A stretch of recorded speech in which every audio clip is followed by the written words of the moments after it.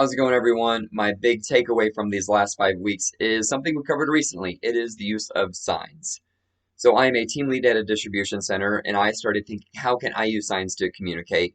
So I started posting all kinds of signs. I'll post the top five order pullers per every break and make a funny sign or a funny picture that goes along with the top five and everyone's production numbers. I'll post informations about meetings and upcoming events. So I'm using signs to communicate with the 53 team members that I lead. And these signs are giving information, but they're also generating future conversations when people come to me to talk about these signs. So I'm going to keep on using these fun signs, and I want to use them to build up the culture, generate conversation, increase productivity, and just build up the morale overall. One theme that I would really like to see covered, and I think it would be a lot of fun to cover, is sports. So whenever you're going through all these media theories, you can probably apply them to most sports.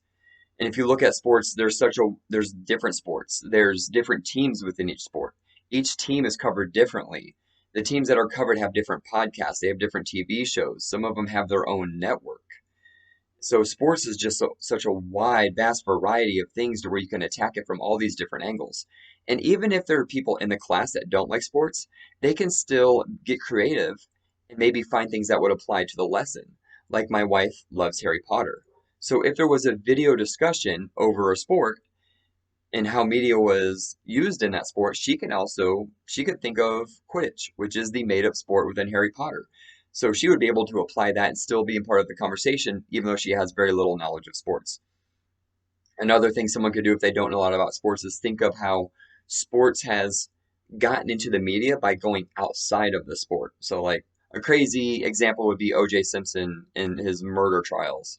So, O.J. Simpson was a football player and he did all these crazy things off the field. A huge murder trial happened and it was all over the media.